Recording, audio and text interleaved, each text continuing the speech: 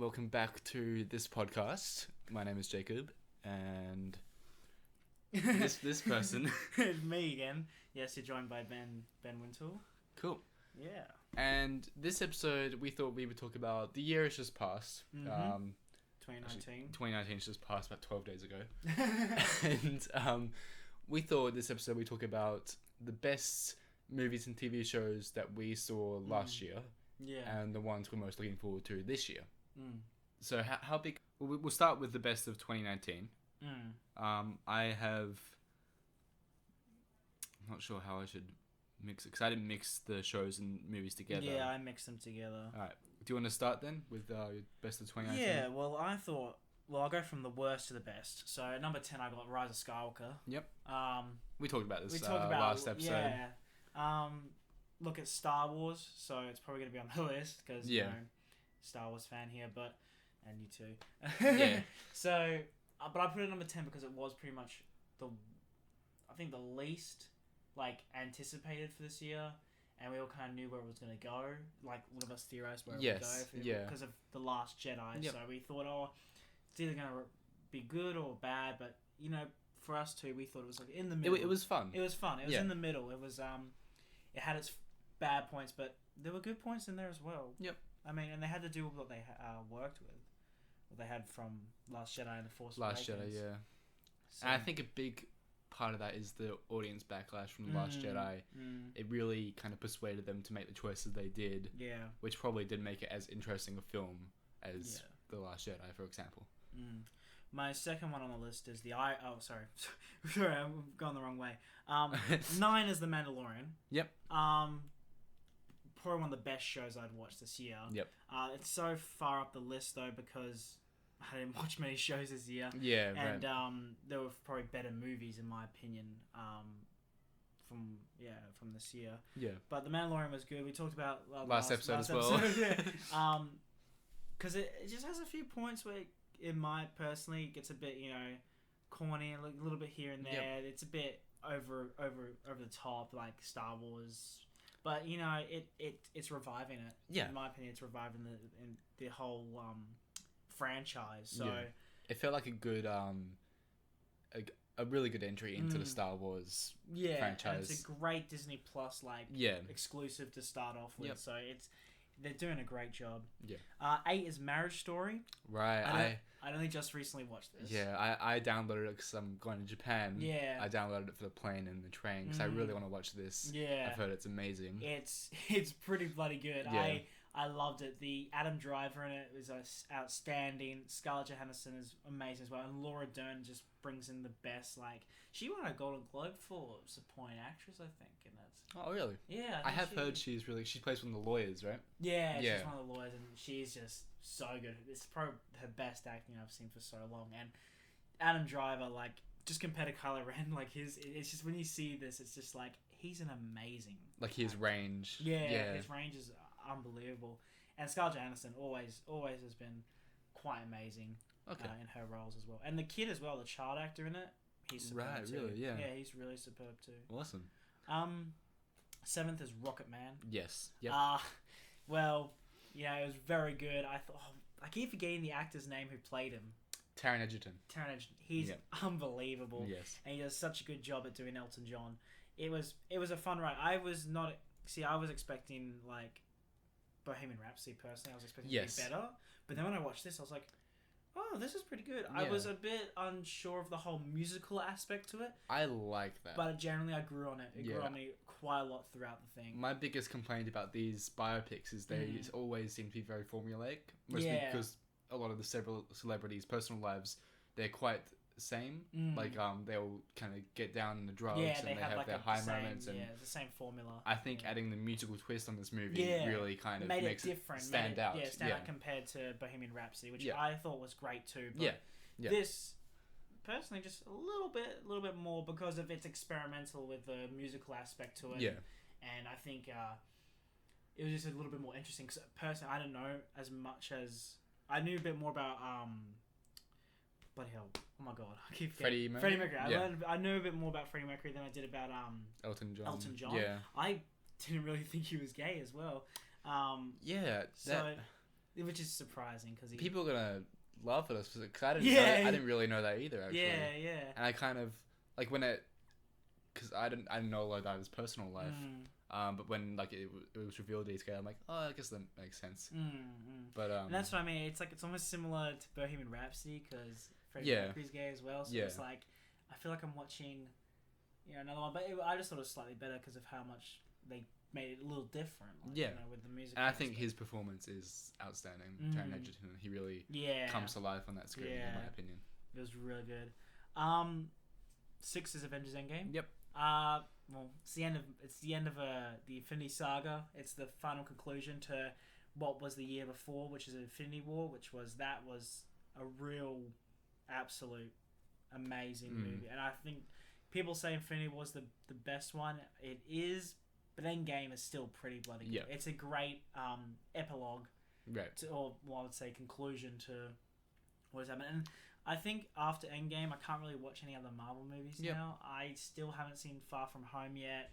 I'm probably not going to see any of the shows on Disney Plus or anything. But if it's set in, which I will actually go to the anticipated part soon because I do want to see Black Widow. It's more like now. If it's set before Endgame, I will be interested to watch it because I feel like Endgame is the end. Yep. It's the final. The way they did it with like having all the main characters and those signatures and all like the big people. It's like this is it. This is the finale of this massive story which had been building up since 2008. I know you're not alone. Like I when I went to work last night, I was talking to this guy about it. He said he wishes they just stopped making Marvel movies for a while. And like when I saw Endgame, I could have gone like a year after that without any more Marvel movies. Like I thought it was a really good finale. Yeah, and I think You don't want to oversaturate it. Exactly. After it's like, oh, well, this was the biggest thing we did. Let's do the next biggest thing. Yeah. We'll make another 20 movies and then have a massive finale for that. I'm like, don't do that. No. But also because personally, I think from a business standpoint, Marvel is so big now that I think they can branch off from just superheroes. Yep. They can definitely move into some different areas now because Marvel doesn't just cover superheroes. There are all sorts of things. I do want them to experiment with different genres. Yeah. And I don't know if you heard this recently, but Scott Derrickson, the director of the first Doctor Strange, was fired. Or not fired. He left the production of the second Doctor Strange because of Kevin Feige not wanting it to be so much horror. Yeah, I saw which that. I don't really think is a good thing. Like, I'm not a big fan of horror movies, but I think hate them, but Marvel does need to experiment. Exactly. Yeah, you need to branch off into different genres. It's definitely a very important thing. And that's why I've put Avengers Endgame a bit higher than what I was originally going to put it. Yeah. Number 5 is The King, Netflix original. Right. I loved it. It was, I don't know, all I knew about it was the Battle of Agincourt. I did not know anything about, I think it's Henry V. Being a historical sucker, I mean, I had to watch it. Yep. And it was based off the Shakespearean play of Henry V, and I thought it was really good. I think it was the most accurate movie set in medieval times that I've seen for a long time. Just with the fighting, choreography, the politics, everything. It was very and it had quite a bit of a surreal aspect to it. Like it was quite a very it had a real mood and a real like color palette. Yeah. Which I was very, very much fond of, and I enjoyed the acting in it. It had I remember now. It had Tom Baratheon and the guy who played in 1917. It had him in it. Right. He played a very minor role, but I remember now he was in it as well. And I keep forgetting the bloody actors. Oh god, hang on. That's right, Timothy Chalamet. I think that's how you say his name. Right. What else has he been in? Oh, Robin Pattinson was in it as well. That was pretty good really? too.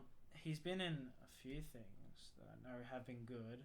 Call Me by Your Name. Yeah, I feel that's it was good. Interstellar. Okay. I think he's been in more shows lately. Right. That everyone's going off about. Yeah. And Lily Rose Depp was in it too.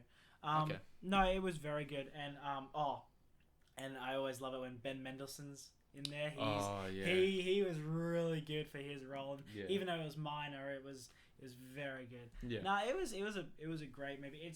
It's quite I think people definitely find it boring in a few aspects, but when you get to the battles and you start getting a bit further in, it starts to really like pick up, and you go, oh yeah. Yep. Fourth on list is 1917. This is interesting. Yeah. I don't know where to put this exactly. Because I counted it as a 2020 movie. Yes, this is the thing. Right. This is the thing, and I'm also... This is what I was a bit iffy about. Yeah. I was going to mention this all to you, but I put The Lighthouse and the 1917 on here, but I made Lighthouse like later on. Right. Because I was just thinking more like 1917. It's kind of just like right after. It was. Yeah. It's a bit complicated because they come out in America like in December in 2019, in 2019 but here in 2020. So, yeah. I just think if we've got American viewers, it just makes a little bit more sense. But 1917, I put that number 4. Yep. It was like the first movie. Yes. And also, if I was going to say it was 2020, it would be one of the most anticipated as well. Yes. Yeah. And I had already watched it, so I kind of count it as like it was a 2019 movie. And when I searched up 2019 movies, it came up. So I mean, okay. Yep. It was I put it there. But fourth for it was unbelievable. The acting in it was amazing. The whole one-shot aspect was brilliant. If you check out the podcast on the Unnewscast thing, we had a massive chat about it, me, Tanner, and Callum, so you can check that out. But it was a pretty bloody good movie, and I put it number 4 because of that. I loved it. The action, the sound, visuals, all amazing. I agree. I know I really like because I really like the lighting, the use of lighting in it. I don't know if you picked up on a lot of that, but I found that kind of stood out to me as one of the better aspects. Scene. Yeah, when the town's on fire and there were all the puddles with the reflections and the flare was moving up, and as the flare moved, the shadows kind of shifted. It was pretty extraordinary. It was amazing. I think it was just a technical masterpiece, like with the cinematography and everything they did. Yeah, and the acting was just blew me away quite a bit as well. Number 3, I got Joker. Yep. Mainly, alright, I was gonna put it as number 2 or 1. The reason I put it as 3 because I am scared of what DC's gonna do with this. Yes. Okay. Being like, oh well, here we go. We're gonna make heap of villain movies like this now, and I'm like, oh god. But it was pretty unbelievable. I think if you stand it on its own, it's just... Yep. I think it's an excellent movie. Yeah. I think the critics kind of really annoy me because they talk about how it kind of changes the comic book genre. But there's nothing really comic booky about this movie. No, not at all. It has a comic character, but he could just be any guy. But I think the movie itself is excellent. Yeah, if you definitely... Because if you watch it not knowing anything about DC or superheroes or anything, you could easily... Yeah, easily. Yeah. But I think the Bruce Wayne part probably tries to kick it into the gear that, oh yeah, this is superhero-ish. But it would have been, I think, way cooler if there was no DC. Like, it wasn't even in Gotham. Yes. Right. No DC, like, no extra characters like Bruce Wayne or anything. Like, it was just its own thing. That would have been pretty, I think, spectacular. I guess then you run the risk of it being... basically another Taxi Driver movie. Yes. So it's a fine line you have to. And there's a few points at the end. I put it here because there's a few points at the end which I wish it kind of went black screen and that was it. Yep. Okay. I think when the camera zooms out and you've got all the TVs on. If it was me doing the movie, I would have ended it there. Yeah, cut it there instead of make it drag along and this and that. And it got a bit. I think it dragged out a bit too much. I think they added a couple of scenes because they wanted more of a kind of an open-ended ending. Yes. And people to kind of choose their own ending and that. That's what they're... Yeah, if they're attending that was... They did it successfully. Yeah. But everyone was talking about it for the next 2 weeks or what have you. Alright, well, number 2, I've got The Irishman. Yep. I have yet to see this as well. I did download it though. I do want to see it. Not 4 hours. It's 3 hours and something, 40 minutes or something. But it is a long, long movie. It's a brilliant, amazing. I can't get over it. But the length definitely puts it up a bit from being number 1. Oh my god, I love what's his name? Fuck. I love Robert De Niro. Yep. Oh my god. He's such a cutie. He's a cute man. At what age? What age? Definitely at the end. Yeah. Okay. No, but and also having Al Pacino in there, and is it Pesci? I think it's Pesci. They're all amazing. You can definitely tell this is Martin Scorsese's like very passion project. Yes, it does seem like a very Martin Scorsese movie. Well, it is directed by him. Yeah, I mean, like just like the style of it. It's very kind of throwback. And I think he's trying to bring he's trying to bring a message, I think, to cinema now, going, we need these movies back. Yep. Because his other ones are just so awesome. I think the last... Joe Pesci. Yeah, Joe Pesci, that's it. But, oh my god, this movie just takes you on a huge ride. It's structured so well. Oh my god, the de-aging blew my mind. I can't believe how realistic it looks. It's like, if you look at Rogue One's Tarkin, and then you compare it to this, it's like a huge step. But that probably had even a higher budget as well, Rogue One. Yeah, I imagine it would have. Yeah. Compared to this, and you see this, and you go, "Wow, technology is definitely evolved." And what it shows to me is that you can do all these, what's it called, as Martin Scorsese says, theme park ride graphics and CGI. Yeah. But do it in a very cinema style, and that's what he's done. And it just shows that we need to bring this back. And I think that's what was heavily implied throughout this whole film, is that even though it was a story about the Irishman, which is a hitman for the mafia, it very much shows like this is what needs to come back. And the dialogue does not bore me at all. Yep. I mean, I think if you're watching on a tight schedule like I did, because we're going to do the podcast for the unused cast like right afterwards to talk about it, but if you're not on a tight schedule and you're on a day where you just like can't bother watching anything, or if you're, as you're saying, on a flight, on a plane flight, definitely give it a watch. It takes up the time. You'll be sucked in. You'll be like, whoa. I think with the kind of growing franchise movies and you know, Disney buying everything, I think it is important to get these kind of really passionate auteur stories on the big screen, and the more popular we get these kind of stories, I think the better. Like I've seen, like I know on my list there's a lot of movies made by kind of more independent creators which are actually growing more popular, which I love. Because I don't want everything to be like a franchise or... You know, because if everything's under the same Disney roof, there's going to be very little variety in our film. Yes, and the story, the structures, and the way they're going to be presented with like particular, I'll say, gender roles and this and that. And villain always being the villain and the hero being the hero. Yeah, there's not going to be any experimentation with like, oh, what if I flipped it around, or what if I did this halfway through? Because Disney's Disney, and they're very much a princess and, you know, villain like monster kind of, and that's why I want them to kind of branch out, experiment with different genres, etc. But I think the more independent creators we get making stuff like The Irishman and like 1917 and whatnot, the better, I feel. And at number one, we've got Once Upon a Time in Hollywood. Speaking of independent creators, Quentin Tarantino. It's number one because I had the best time watching it. I had the best time. I think it was before going in and after was probably the best. And I've only seen it once, even though some of my friends have seen it multiple times. I've only still seen it once. I've still got the same opinion on it. So maybe if I watched it a couple more times, I might have a different feeling about it. But as it stands now, probably one of the best movies I saw last year. Walking into the cinema, walking out of it, the whole way through, I was loving it. It's set in one of my favorite time periods, being the 60s and 70s of film, the Hollywood golden age or whatever you call it. It was pretty bloody good. Brad Pitt was epic in it. Leonardo DiCaprio was really awesome. All the other minor cameos. I mean, Margot Robbie's character was Al Pacino was in it. Al Pacino as well. Forgot about that for a while. And then you got what's his name? Is it Kurt Russell? Is it Kurt Russell, the guy who plays Star-Lord's dad? Yep. Yeah. Yes. Yeah. Yeah, he was in it as well. Was he in it? Yeah, he was in it. Where was he? He played the guy that was like at the trailer, like the you know when Brad Pitt was fighting what's his name? Oh, Kung Fu guy. Bruce Lee. Bruce Lee, and then you had him coming. Oh, that was him. Yeah, that was him, Kurt Russell. I feel stupid now. Yeah. I did not recognize him. Wow. There were a few plot threads in it that kind of weren't what's the word? They didn't get their conclusion. Yep.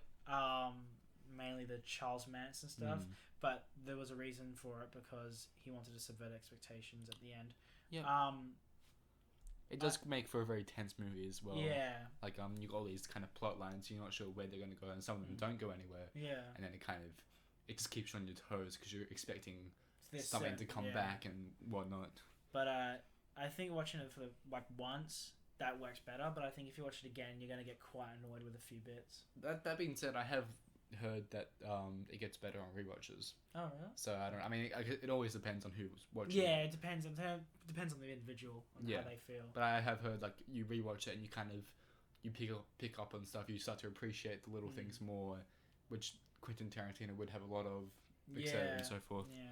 Well, as that being my top 10, I mean, it's a lot of people's ideals and what they think of the film are all individual. Everyone's going to everything's subjective. Yeah, everyone's got their own opinion, and if the film does it for you, it did its job. Yeah, you know, so you could have watched Cats and would have loved it, and that's fine. They that's would have okay. done their job. You're wrong, but it's okay. You're wrong, but the film did its job. Yeah. So if it makes you happy, it's done a good job. So right, let's listen to your list. I reckon. So I have got top 10 movies, and I wrote down 9 shows, but I'll only read the top 5. And I'll try and kind of speed through this because it's a lot more. We'll start with the shows of 2019. Number 5 for me was Tuca and Birdie. Have you heard of this? I have not heard of this. It sounds pretty interesting though. Yeah. Okay. So it's a Netflix original show. It's as most of them are these days. Yeah, as most of them are. It's like a cartoon. It's kind of got an interesting style, and it's like people but the birds. So it's a cartoon about birds who are kind of anthropomorphic. They talk, and they kind of go through real human struggles. Cats, of course. Yeah, better than cats, because it's a cartoon. It's like yeah. I don't know if it's hand drawn or not, but it kind of looks that way. It's got like a really kind of stylistic, like a kid's cartoon feel. But it's for adults. Okay. And the themes tackled in it are really, really strong. And I didn't expect much from it. I remember seeing it when it came. Like I didn't watch it. I remember seeing like it was up when it came up, and I'm like, oh, it's kind of stupid. Yeah. And then later on, I was bored. I'm like, oh, well, Stephen Yeun's in this. I love Stephen Yeun's Walking Dead. What else? Oksha. Probably other stuff. I know that he's been in other stuff. Voltron. He was in Voltron. Okay. But he's in this. He's in this. So I decided to watch it, and it actually really surprised me with how mature and how much it affected me. It's got themes of toxic masculinity, oppression, and just kind of there's a lot of adult themes, and it really hits you hard. It's kind of silly comedy, but then there are moments where it really slows down, and it just kind of grabs you by the throat and squeezes. Oh, Jesus! All right. The two leads, I know who they are. I just can't remember the names, but the main character.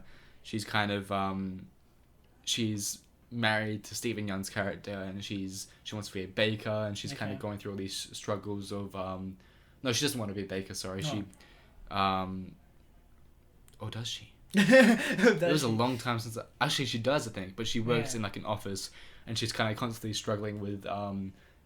She keeps getting talked over by men, and her ideas are kind of dismissed, even though they're really good. And her journey throughout the show is really amazing. She learns to kind of become more of a powerful person and make her own choices. And there are times where she makes her choices, but then she kind of, leading off from that, it kind of, I don't know, explain it. It's alright. It kind of leads to a worse scenario, and men take advantage of her and the choices she makes. And it's kind of about her learning to fight for herself. Yeah. And then there's a certain episode where, the part of her backstory is revealed, and it almost brought me to tears. It was really great. Wow. I will just look up the cast here because they deserve to be mentioned. Yeah, speaking of tears, there's a few. I think a lot of these movies that I watched did kind of bring up a few tears. Oh yeah. Ali Wong plays the main character. She's a comedian. Yeah. She's really funny. She's really great in this. And Tiffany Haddish is also hilarious. She plays Tuca, and she also goes through a bit of a change, but it's not as impactful as I feel Ali Wong's character.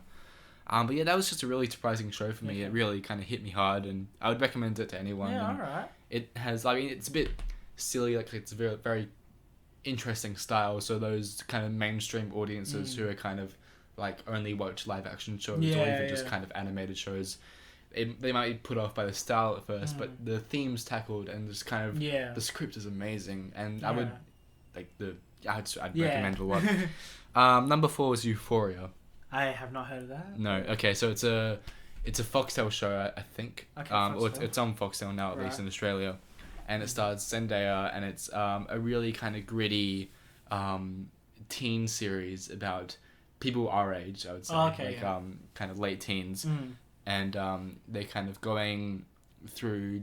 Well, the main character Zendaya, she's going through drug abuse, and getting out of addictions and stuff. So like she's throughout the show, she's trying to become sober, and she meets this this girl who was a boy. She got her sex changed to a girl. Oh wow.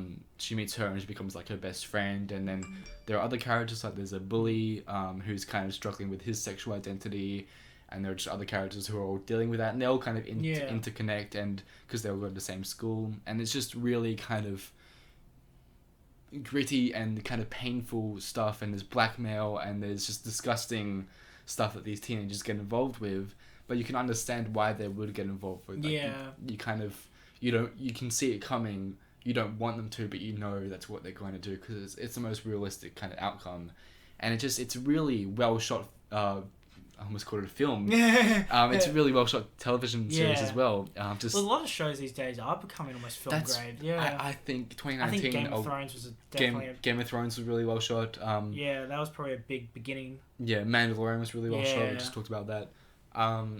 But I thought it was really well shot. There's one shot where Zendaya, she takes a drug and she's walking down a hallway, and the hallway kind of spins around, but everyone else stays in space in place, and she's wobbling around. And it's all kind of one take, and it's really well done. And there's some really kind of wacky out there shots that again a mainstream audience wouldn't really kind of appreciate, but it really fits into the themes and kind of gives you a good insight into the heads of these drug using teenagers, and it's just really emotional and great and well shot and very powerful. Number 3, another show on Foxtel now, is Watchmen. Oh, Watchmen, I've been hearing a lot, and I've seen a few clips online. I still haven't gone around to watch it, but I've heard some. I've just finished it, and I really like it. I finished a graphic novel just recently, just before I started watching the show, and I originally thought the Watchmen show, because I didn't know a lot about it, I thought it was going to be an adaptation of the graphic novel. But instead, it is a sequel to the graphic novel. Not the film by Zack Snyder. Graphic novel. Because we should point that out, because the film does split from the graphic novel in one pivotal way. I won't spoil it for those who haven't watched the film or read the book. I liked the movie though. Zack Snyder's a pretty I haven't hit actually and miss guy. seen the movie, but I have heard it's good. He's a pretty hit and miss guy, but I enjoyed Watchmen. Yep. Just personally as an individual, I enjoyed Watchmen, and I love 300. So I mean. But I think this show, as a sequel to the book, it takes the more comic booky kind of parts of the book. And includes them, but then also keeps it in the grounded reality that the book tries to establish. And these characters, they're so kind of gritty and realistic. They bring back characters from the book, and there are some characters who have changed a lot, and you love them a lot more. And then there are some characters who kind of stay the same, and it's really entertaining. I will look up the cast again after this every time. Sorry. Yeah, I've seen how accurate they are to the costume. Like their costumes are very. Oh yeah, no, they bring back a lot of the costumes, which is great. There's a woman who plays a character who comes back, the actor Jean Smart, and she plays a recurring character, and she's really great. She's really hilarious. She's really funny. Then all the new characters also are just as great, I feel. Cause a lot of times when you add sequels, like you bring back, like with Force Awakens, they brought back Harrison Ford, Carrie Fisher, etc. But also Rey, Finn, they were also really good characters, and I feel like it's the same here. Like I think for a good sequel example would be Blade Runner 2049. Yes, that is a great sequel example. When you bring back a character from the previous one, I thought they did that one really well. Yeah, but also the new characters are really interesting as well. Even more interesting, in my opinion. I think Regina King plays Angela Aber, and she's really good. She's the main protagonist, kind of, and she plays this character who's kind of, they're in a new line of Watchmen, but they're more controlled by the government and work closely with the police. So they're not vigilantes. They're they're police. They are policemen essentially, but they dress as vigilantes. Like they act as vigilantes, but they work with the police. Okay. And she's really good. She's a really kind of headstrong protagonist who's also kind of very emotionally affected, and you relate to her a lot. She's kind of learning about her past as the show goes on. Another character named Looking Glass, played by Tim Blake Nelson. Alright. He's really good. He's probably my favorite. He's kind of inspired by Rorschach. He has a mask that's kind of a mirror. Mm-hmm. And when you find out about his backstory and just kind of his character on a more personal level, it's really, really great. There's one episode that goes into it. It's really great. And there's another episode that kind of all deals with racism and the Klan back in whatever date the Klan was.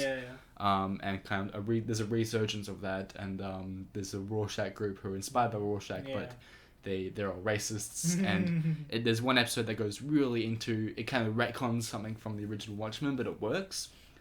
And it just kind of, the themes of racism and just discrimination in general, it's amazing. And it is set in a time where that was pretty high. Yeah, I mean the original Watchmen, but this is set in 2019. Oh wow! But there's a resurgence in it, and you go back in time to when the original Watchmen was set, and you look at that. But obviously, because racism hasn't died yet. Because it's an alternate universe, but still we are dealing. Yeah, we're constantly dealing with racism as well, and it talks about those issues really well.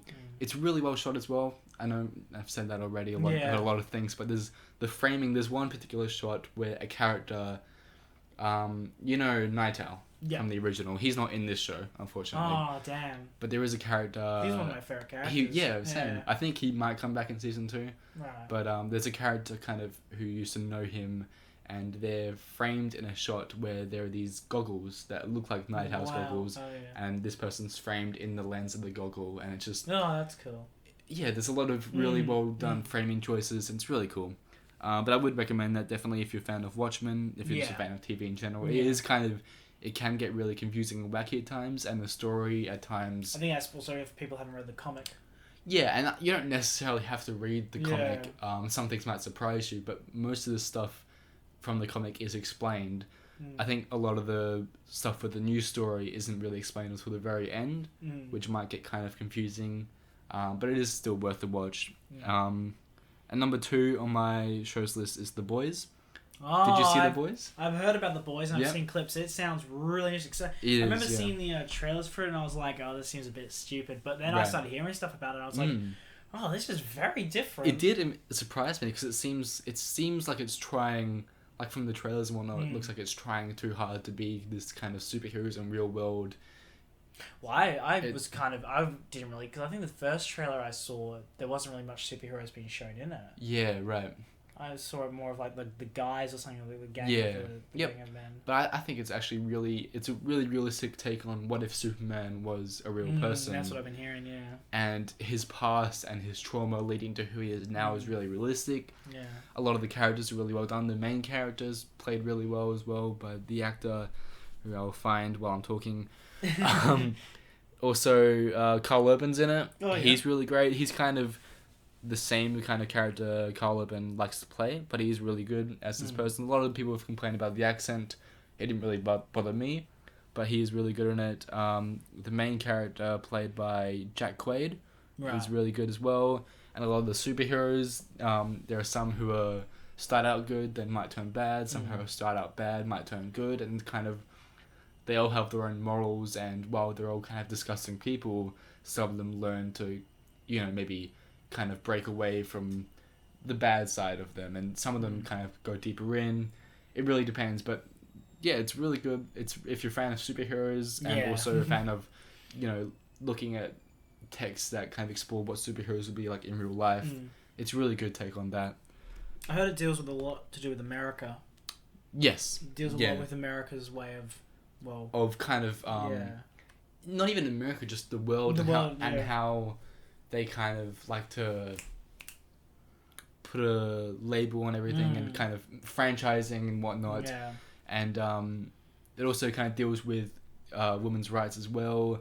There's a character who becomes a new female superhero, and she has this awesome costume, and it's got like a cape and pants and everything, and they give her a new one when she joins the team, and it's very kind of nothing. Yeah, you know, like there's a lot of skin showing, and it doesn't look as good, nearly as good, but it's just kind of, that's the way people want her to be seen. That's the way she needs to be seen for this kind of franchising thing to take off, and it's really disgusting, and it's great. It's great. And it kind of ends on a cliffhanger, but season 2 is coming out this year, so I'm quite looking forward to that. And number 1 on my list is Chernobyl. I've heard a lot about Chernobyl. Yes. This is another Foxtel Now show, I think. I thought it was Netflix. No, it's not Netflix. It's Foxtel Now, I believe. Well, in Australia, it's Foxtel Now. I don't know what it is in the other places in the world, but it's really.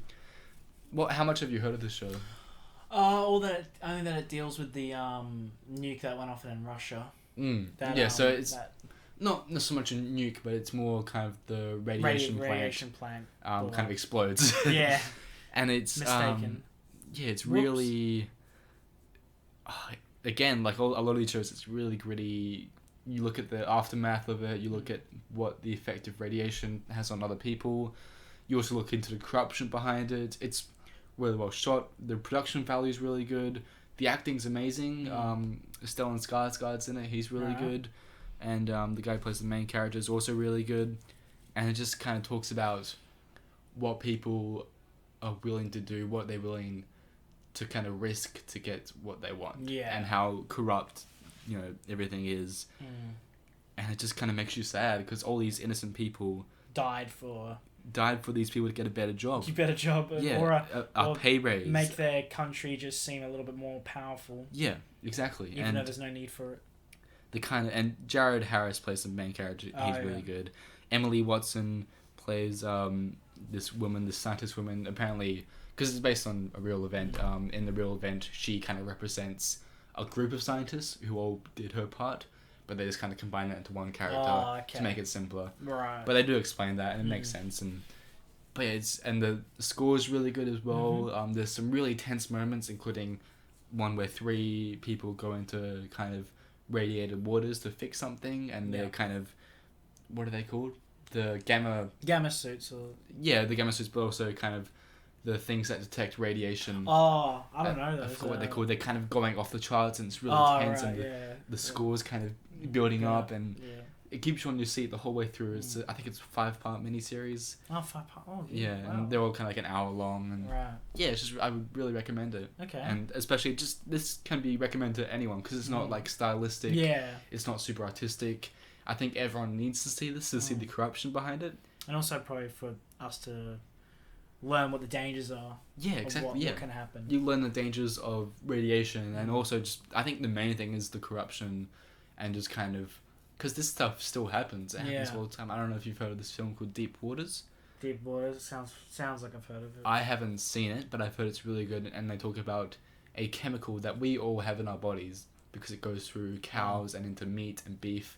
And apparently it's really dangerous. Oh, Jesus. But it only happens because of all the corruption. Yeah. And I really want to see that, just kind of learn about that. But I think it's like that. It's a really important show for people to watch. Yeah. And just people to explore. And now into movies. Okay, I need to get my breath back. Yeah. I'll try to speed through these as well. Number 10 on my movies list is Shazam. Oh, okay. Did you see Shazam? I still haven't seen it, but it's on Netflix, so I'm probably going to watch it sometime. It surprised me. All right. I didn't think it was going to be that great, and it was really good. A lot of people were saying it was pretty... Yeah, I think the villain is very kind of cartoony and underdeveloped. Right. But apart from that, it's really fun. It's really funny. Zachary Levi does a great job. The kids who play the kids do a great job. Kind of that whole family dynamic is really good as well. The adoptive father and mother, the way they have to kind of...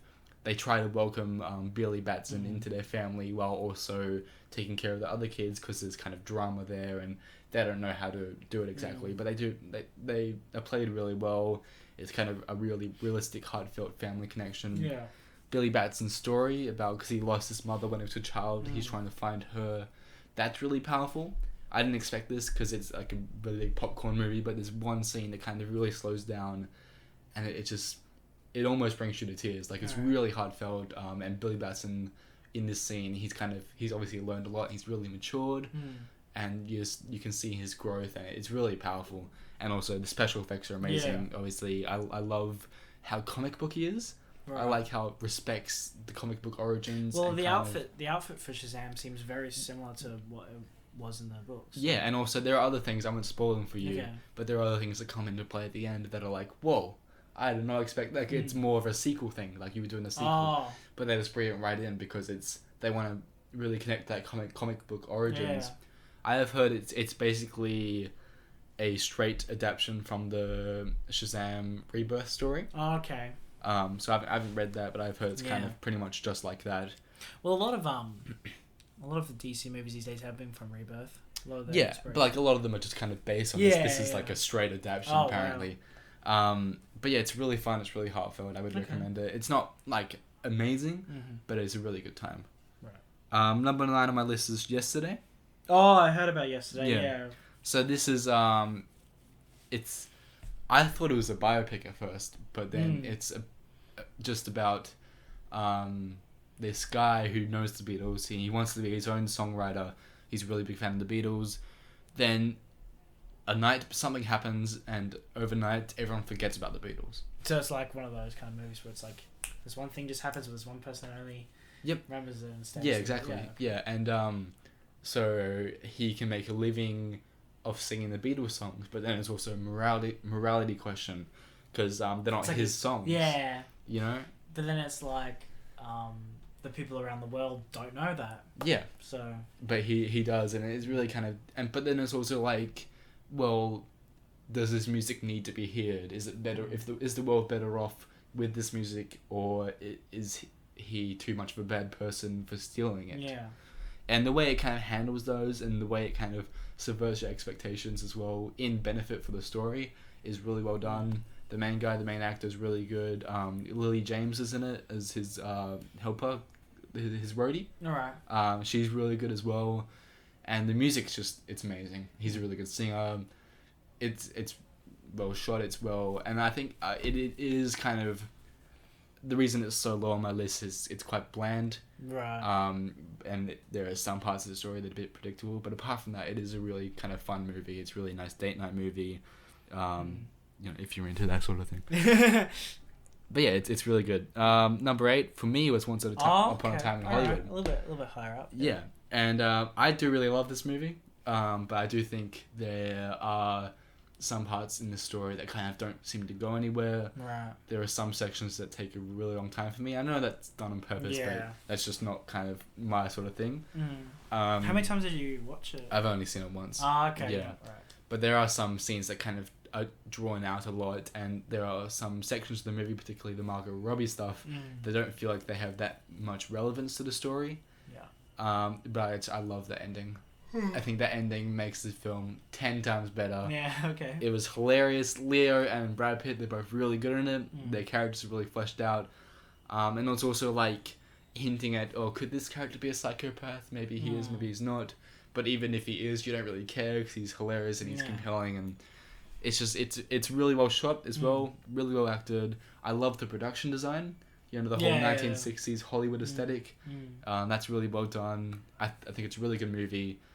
Definitely should be watched, but I just think there are some parts in it that kind of brings it up into your it kind of it takes a bit too long for me. It's really slow. There's a lot of kind of drawn out shots of him just driving his car, which I know people actually really like. I love that. Yeah. Number 7 for me was Knives Out. Didn't see that, but I've heard it's pretty good. Yeah, it's really good. I think from Once Upon a Time in Hollywood up on this list, they're all amazing movies. It's just kind of where do you order them.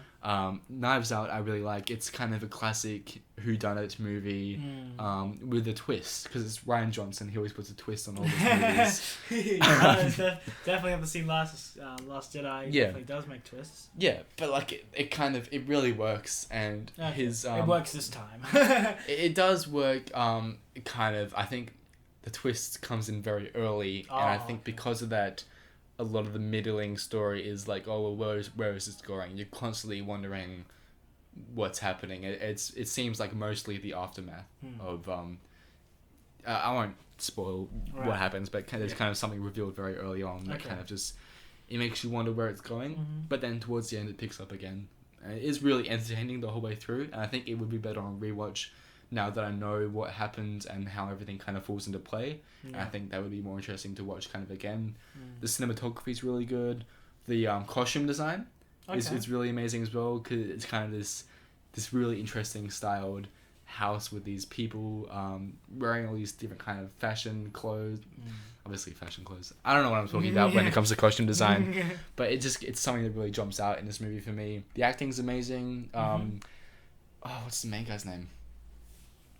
Can't believe I'm getting this. New James Bond. Daniel Craig. Daniel Craig. He has so much fun in this movie. He has his accent, which actually throws a lot of people off. I didn't mind it. Okay. It is a bit like, whoa, at first, like you're not expecting it. But then kind of as you get into it, it's more like, oh, okay, this is fine. But he has a lot of fun in this movie. He's really good. The main character isn't him. It's this girl played by... She's also in the new James Bond movie coming out. Oh, really? Okay. Yeah. A woman played by Ana de Armas. Oh, her. I love her, yeah. She's really good as well. Chris Evans is really good in it. It's just a really stellar cast. I remember seeing the trailer now. I remember...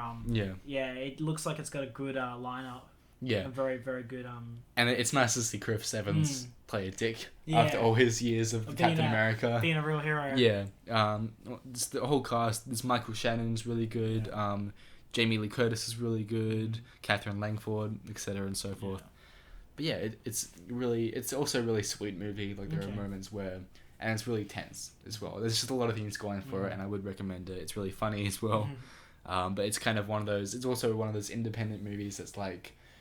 You want more of these, because it's not based on anything. It's just Rian Johnson doing what he wants to do. And I think he really deserves that, to be honest. Yeah. And I think we need to see more of that, more independent creators just doing what they want. See, that's what I was thinking about with The Last Jedi. That's always my thing going, like... These franchise films, you can't do... what the director wants to do. Yeah, they're always tied down by the producers and the higher up officials. Yeah. So when I think if it sounds like it's a good movie, and because I was reserved from Rian Johnson after Last Jedi, but my like when I try and help him out, as I would say help him out. He wants to do his own thing. Yeah. He wants to show his art. And that's what most directors do want. And as I'm saying, Martin Scorsese, he's trying to show that this can be done. Yeah, and I think we need more of that, like The Irishman, Once Upon a Time in Hollywood, this movie, Knives Out, and some more that are higher on my list. Yeah. I think we just need more movies like this. Yeah. And number 6 was Spider-Man Far From Home. Right. Speaking of independent movies. Now let's talk about franchise movies, alright? They're higher up on the list. That was really not a good segue, was it? It wasn't, no, not at all. This movie did, like a lot of the movies on this list, did surprise me. Yeah. Because I think after movies like Captain Marvel and Ant-Man and the Wasp, I was expecting this to be kind of mediocre. But this actually surprised me with how interesting and well done it was. And Spider-Man's character arc, his kind of journey is amazing in this movie. I feel Tom Holland plays him excellently. Tom Holland's he's great. I really like this incarnation of Spider-Man. I think in this movie he's kind of, because it's Mysterio, it's that storyline where he has to start trusting his spidey sense and stuff, or as they refer to in this movie, his Peter Tingle. Which is hilarious. But it's a really compelling story for him. The side characters are good. Zendaya's character, Mary Jane, she's good. Ned Leeds, played by Jacob Batalon, he's really good. Jake Gyllenhaal's Mysterio is amazing. Alright. He's I don't connect with him as much as I do with Michael Keaton's Vulture. Oh, yeah. In Homecoming. I think I just understand his character a lot more. But I think Mysterio, he's really fun to watch. His kind of... I won't spoil the whole Mysterio thing. I pretty much... Most people know that character. I mean, since I knew him as Mysterio, I'm like, he's pretty much the villain. Yeah. But like, he is really fun to watch, and his kind of alter egos are really... his hero persona is actually really compelling. Right. At the start, he's like... because he teams up with Spider-Man at the start, and he's like, oh, well, these monsters, they killed my wife and family and whatnot. And I'm just kind of like, damn, is he a hero in this movie? Like, he is really... And I mean, I kind of expected him to turn into a villain, but he's really compelling as that hero character, and he's really fun to watch. Jake Gyllenhaal's performance is great.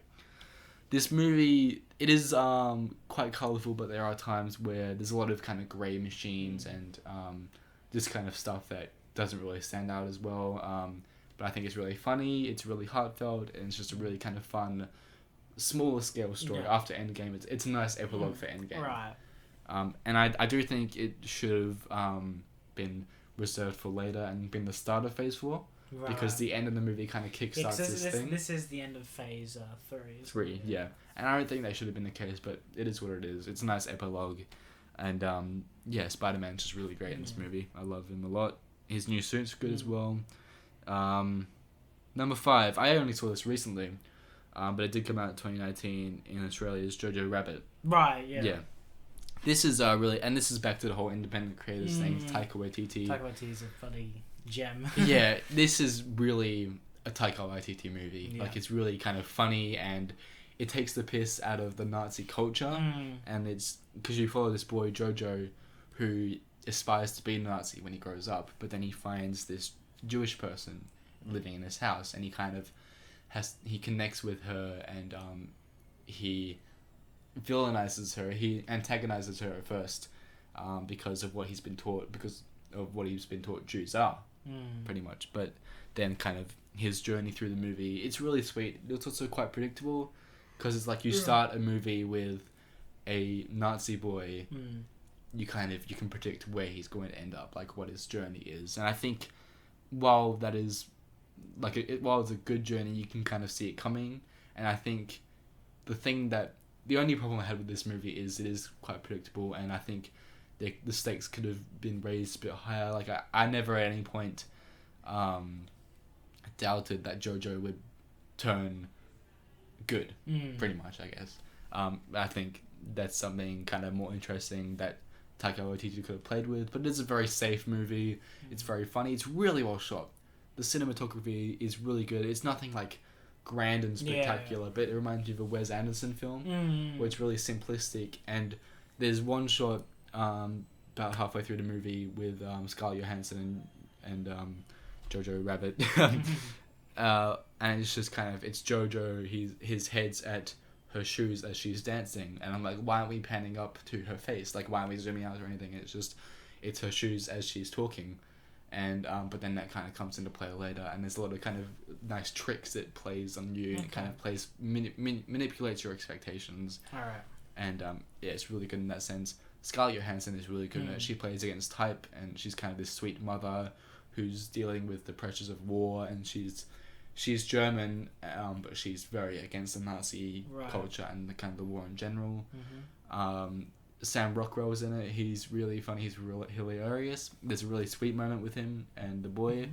Alfie Allen's in this, who plays Theon Greyjoy. He's hilarious as well. There's one shot, it has nothing to do with his character. It's like Sam Rockwell, Scarlett Johansson, and Jojo Rabbit talking, and it's just Alfie Allen in the background listening to headphones. He's like, he's bobbing his head. I think I've seen that clip. Yeah, it's just funny because it has nothing to do with him, but he's just in the background looking hilarious. I will just look up the main actor's name because he is awesome. Roman Griffin Davis. Yeah. He was a actually up for a global Golden Globe. Really, he should have got it. He was really adorable in this movie. Taika Waititi is obviously very funny as Hitler, as you would expect. Yeah. He isn't in it as much as I thought he would be, but I think that kind of works because it's not really about him. It's more about Jojo and his journey, and I think also the woman who plays that's pretty the girl. Ballsy. It's pretty ballsy for Taika Waititi to play Hitler. It is, yeah, but I think it works, and because it's kind of the whole movie is a piss take on the Nazi culture, so it kind of works in that respect. Thomasin McKenzie plays the Jewish girl. She's really good in it. There's a moment where she's kind of, because Jojo Rabbit's talking about all the horrible things Jews are, like how they have horns and hang from ceilings and eat people and whatnot. And she just thinks he's a silly boy. She's like, who told you that? She's kind of having fun with it. And then he's like, well, that's what they teach us at school. And her face just kind of drops. Because you can see, like, in that moment, she's like, wow, these people are teaching these innocent boys that me, a human, is basically the devil. Yeah. Like, this is what they're teaching people. And they kind of, you can see in her face that her heart just kind of is it just it sucks. Yeah. That whole kind of time period sucks. And although it's a very funny movie, there are moments where it kind of slows down and it tells you, hey, this sucks. It's really emotional, and it's a really crappy time period. And I think that it does really well. It's a really deep movie. Yeah. So that was number 5. Number 4 is Rocket Man. Oh yeah. Yep. We talked about it. We talked about it already. I think just the whole musical thing makes it really stand out for me. It's really well shot. The costume design is really well done. There are more stylistic scenes, like the one where he's under the pool. It's really good. Oh yeah. Taron Egerton's really good. He pops out on screen really well. I think they should have played the song Rocket Man more. They played it for a little bit once and then never really come back to it. I think they could have done that again. But apart from that, I think it was a bit formulaic, but I think the whole musical thing does help it stand out a lot. And I think that was really well done. Number 3 was Avengers Endgame. Yeah. This was actually a lot lower on my list before. Oh. But then a couple of nights ago, I watched it again. And I loved it. Yeah. I reckon it'd be that kind of movie. Yeah, I think the first time there are some choices they made that kind of made me like, oh wow, really? But then watching it again, it's like, oh, this actually does really work.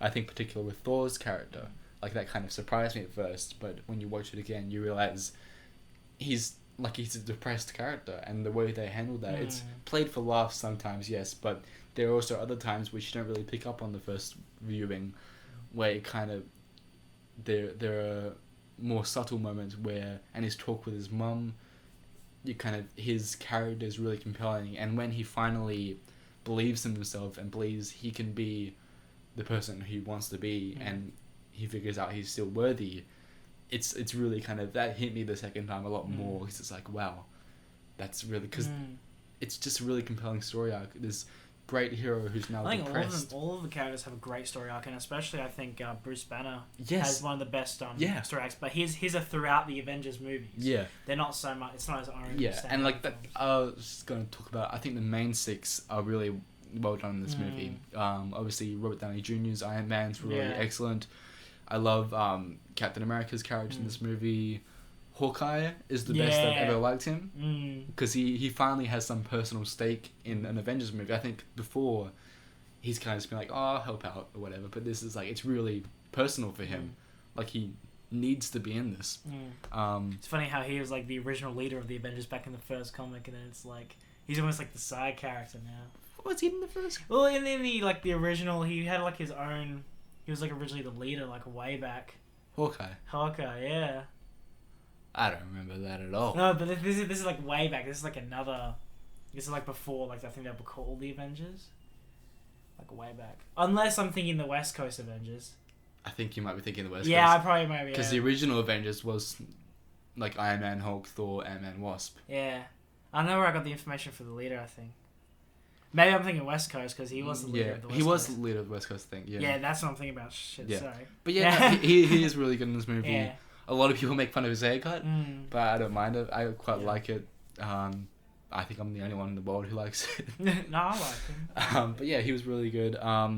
Scarlett Johansson. Oh, she's also the best she's ever been. Yeah, I think she really steals the show. All these characters are the most human they've ever been. Even Thor, who's a space god, he is the most human character he's ever been. And I think there's one scene where she's kind of eating a peanut butter jelly sandwich, talking to kind of these heroes spread out the world, and Rhodey tells her, hey, we think we found Barton. He's killing all these people. He's like doing all this crazy crap, and he leaves, and there's a bit where she just kind of puts down a sandwich and she cries for like half a minute, and it's just really kind of painful and compelling to watch at the same time. And I was so sad the second time watching this movie with her character. It's just it's, and like once you know where her character goes, it's really kind of sad watching it. But also Bruce Banner, like you said, I'm not a big fan of how they kind of moved his story arc to before the movie started. Like he kind of figures it out off screen, but he also feels very human to me. Even though he is the Hulk, he feels like a very human character when he puts on the gauntlet. He doesn't get enough credit for that, by the way. No, he doesn't, not at all. No one really thanks him for that, but he burnt like his arm the pain. There's probably permanent damage too. Yeah, exactly. The pain he went through in that scene, and he's really amazing. And when when they lose someone about halfway through, the kind of pain in him is really compelling as well. They don't really focus a lot on it, but you can see it, and I just really like it in this movie. What I do like about this movie is its ties to its comic book origins as well. How it kind of brings in, Valkyrie on the Pegasus. It brings in Professor Hulk. All these just things. It's a really cool, like, visually seeing what the characters look like now compared to what they looked like at the beginning. Yeah. It's very cool to see, like, how much has evolved with the way they... And that final set piece, I know it's very kind of hectic, but it's what comic fans have been dying for ages. And I just can't... I can't criticize them on that, even though, I mean, I think it looks a bit bland. Like, I think the only criticism it has is it's very one-sided. Because how it's gonna win, I guess. Yeah. There's no real, like, no one's getting killed or I mean, a couple people get killed. Yeah, but like in that final battle, I guess I agree. I think there should have been more kind of casualties on screen because you don't see a lot of people, even people you don't know. You don't see a lot of them die. It would. I really just wish the Netflix Marvel shows made an appearance in that. How cool would it have been?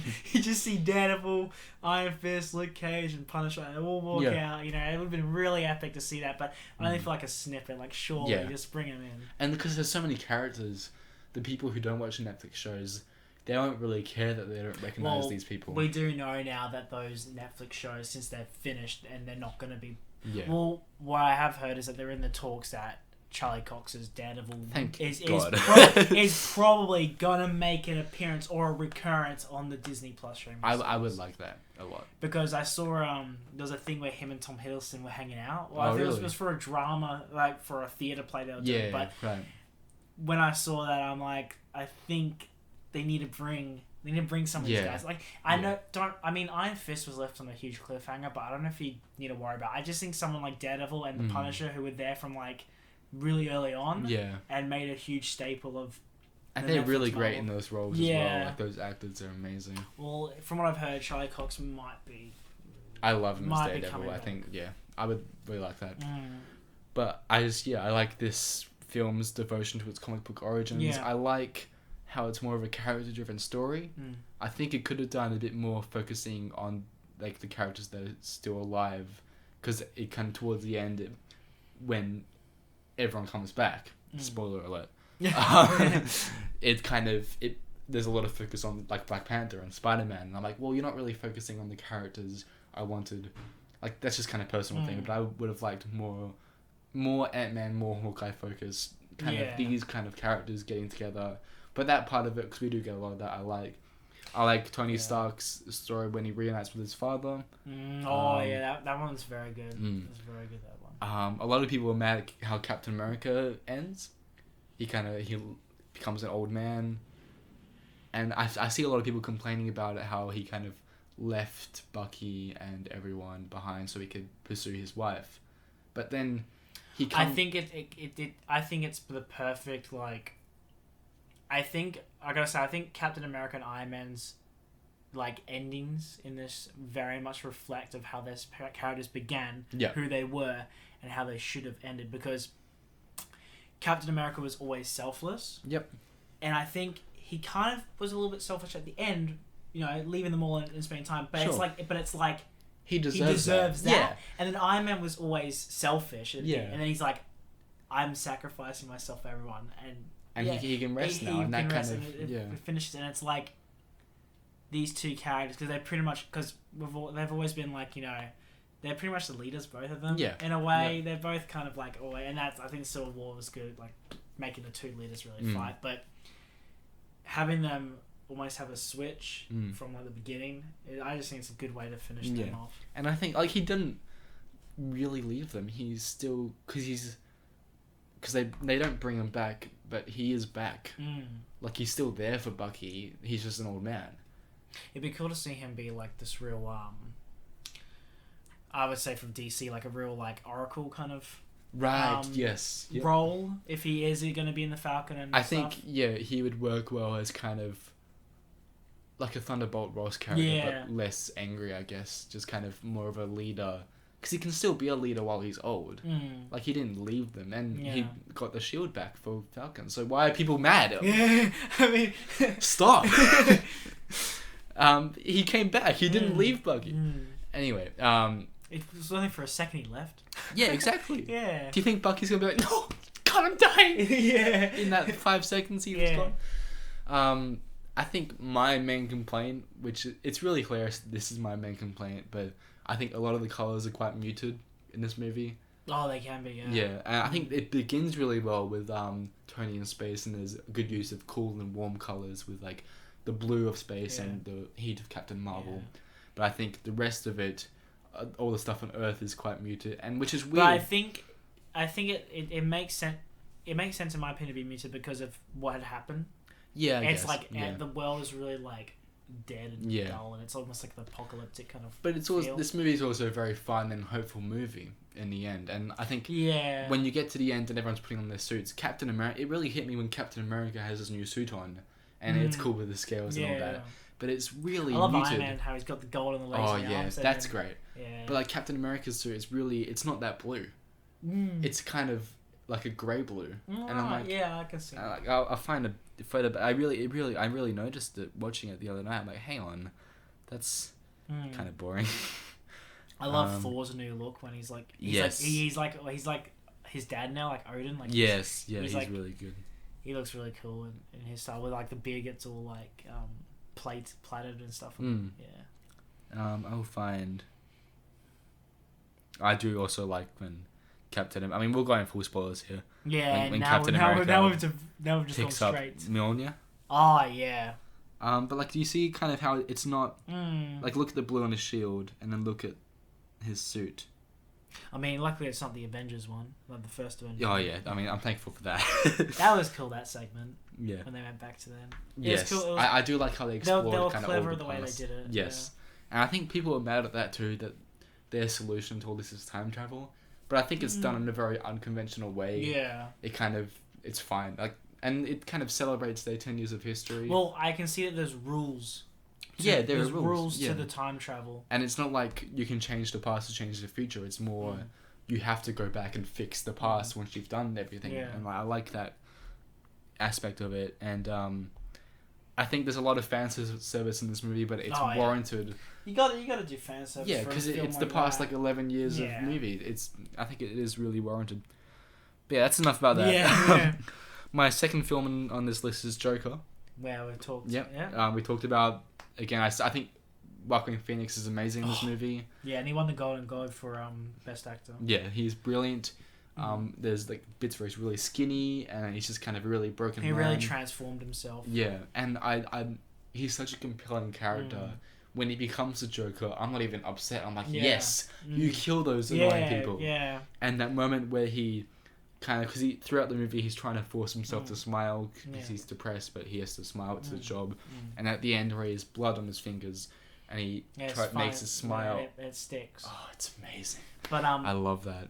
What I find, which I forgot to mention, is that when he comes up on stage, on the Murray Franklin story, I literally thought I was either watching I felt like I was either watching the Batman anime series or I was actually reading a comic. Just the way he moved. Yeah. The way he moved, the way he looked, his posture, his outfit, it felt like it was ripped straight from a comic. Yeah, the animated series, or the animated series. Yeah. Just the way he moved just spoke so much Joker. Compared to, like, I can see, like, you know, Heath Ledger's Joker was more of a realistic take, but this one just felt like it was, here's what he looks like in the comic, let's add the movement, everything. He just looks so alive. Like, he looked like he was ripped straight from paper. His physicality is really great in this movie, it's as a whole, and the costume design, the makeup, everything's really great. It felt very Dark Knight Returns when he was on the show, because it's very similar to the... Yep. And the cinematography as well is really great. There are some shots in the trailers where you see them on the movie and it's like, that's really, oh my god, that shot. I love his dance on the stairs. Yeah. I love when he's walking down the hallway with the flowers and he's kind of like strutting. His gaits change. He's more powerful and confident. And also, there are some really painful scenes when he can't stop laughing. When he gets on to do the stand up. Yeah. And he's trying to tell his joke, but he keeps laughing. I'm sitting there like, oh my god, poor guy. Yeah. He's a really compelling character.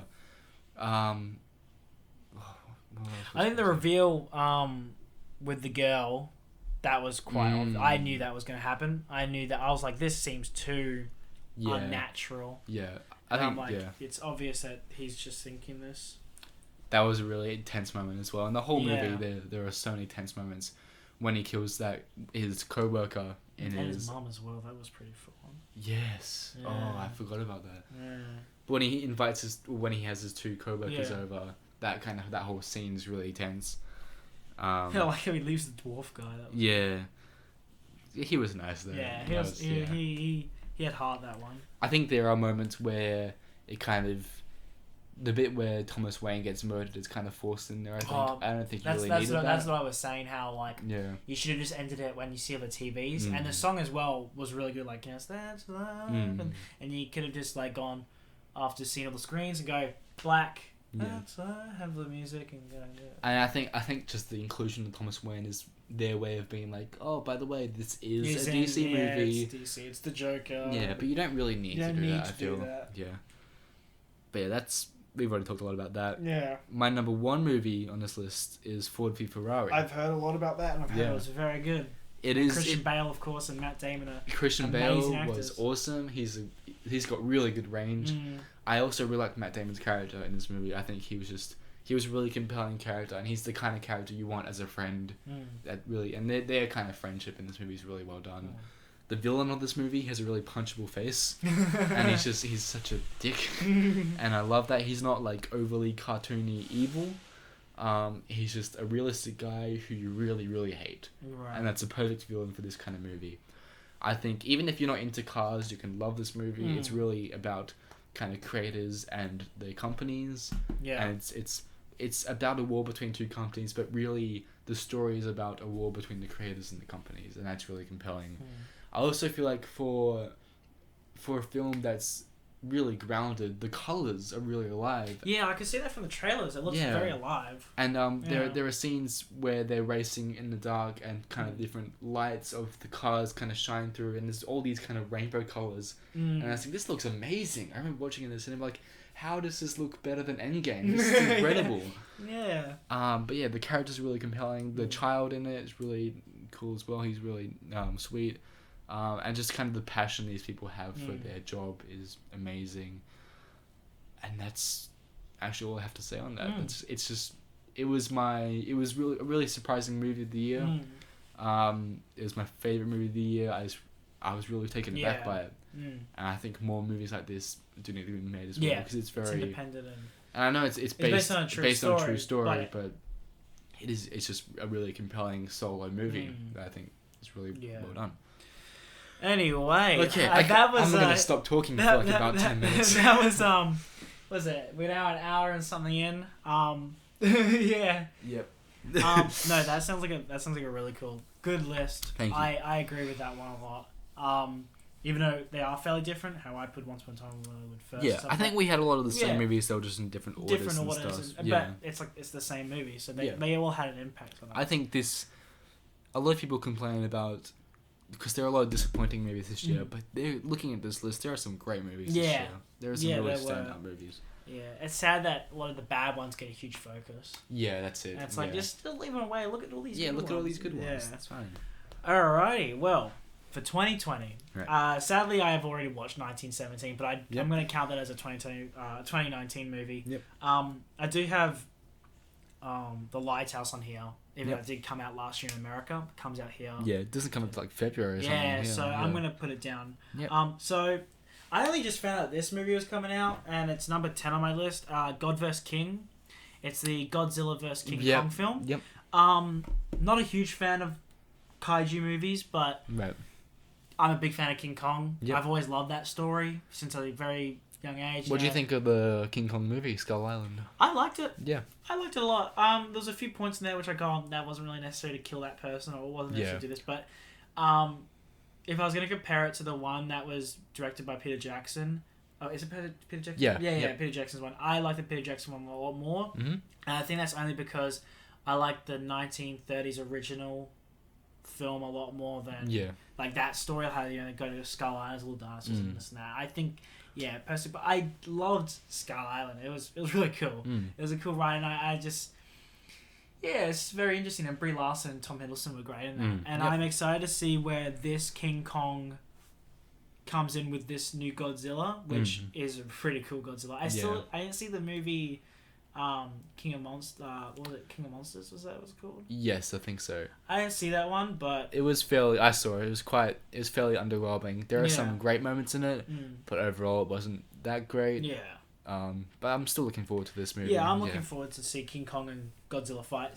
It's the most pop culture original thing ever. It seems like such a popcorn movie. Yeah, and it's the I think everyone's been wanting for Godzilla and King Kong to fight for so long. And although after having seen King of Monsters, I don't really see how King Kong could kill Godzilla at all. Well, I know he was younger in Skull Island. I mean, he's older, he's probably a bit bigger, but even so, Godzilla's really powerful. Number 9 is Birds of Prey. Okay. Yep. I more want to watch it because I'm curious. To see where DC's extended universe is going. I finally saw in the trailer that Black Mask has his Black Mask, so cool. I mean, a little bit more hope there. And Ewan McGregor is a bloody. Oh, I love him. He's a god, so I can't wait to see him. And I don't mind Margot Robbie's Harley Quinn. Yeah, me neither. She was probably the best part of Suicide Squad. Yep. So yeah, and I'm excited to see where it goes. And so I mean, it does seem like it's going to be quite. Yeah, it looks like it might be a bit over the top. Like it might be trying to be too Deadpoolish. Yeah. But Harley Quinn technically is DC's Deadpool. Yeah. So I mean, there's. Yeah. On 8, I've also got shows on here. Just like too. On 8 is the Falcon and the Winter Soldier. Yes. I don't know if I'll get around to watching that, but I put it on here. I literally just put it on here as like something to put on. Yeah. Because of that I would be slightly interested in. Looking now, I think I'd be more interested in the Hawkeye show. Does that come out this year though? I don't know if it comes out this year. I don't think it comes out till quite later. Yeah. But Falcon and the Winter Soldier, why not? Give it a watch, see where it goes. I like those two characters a lot. Yeah, so, Winter Soldier was my favorite. Is my favorite Marvel movie, I would say. Same. So just wait and see. Number 7. I'm adjusting myself. Number 7 is Black Widow. Yep. After watching the trailer, I mean, it looks like it's going to be, over the top in the end. It's going to be quite a... I mean, it's another franchise movie, but what was Black Widow doing in that time, Yeah. Why not see it? And I've heard Robert Downey Jr. is making an appearance in it again. That'd be great, yeah. So, awesome. Be cool to see him, and I hope he's wearing an Iron Man suit if he does have a bit more extended role. Please, Marvel, give us the black and gold suit. Please. Give him the Dr. Dolittle clothes. Yeah, please. Please make it Dr. Dolittle wearing... In Black Widow. In Black Widow. But yeah, he needs to wear that black and gold suit. That or the awesome. Silver liquid one. Just give us a liquid suit. Like, just give it to us. I mean, I've been wanting to see it. Wonder Woman's number 6. A bit more than Black Widow because I enjoyed the trailer more, the music. Yep. Want to see where DC's going. I think also this Wonder Woman looks more independent than Black Widow. It looks less of a franchise film and more of Patty Jenkins saying, I want to do this, we're doing this. Yeah, and I love Wonder Woman as well. Yeah. Like, and Chris Pine's character in it was he was like the top. Yeah. He was the best part of it. And yeah, Wonder Woman was just a really cool movie I found, and I want to see the sequel. Yep. What's his name? Is it Pedro Pascal? Yeah, he looks so different. Yeah. And it looks funny. But yeah, that's on number 6. Number 5 is the Clone Wars season 7. Oh, does that come out this year? That comes out this year. I need to change my list. I'm sure it comes out this year. You change your list immediately. I need to see it. From what I've seen, like, because they have, I think they've got like 4 episodes that you can watch on YouTube that aren't the rendered versions. Oh yeah, they're just like the stick characters and they talk and move around. Yeah.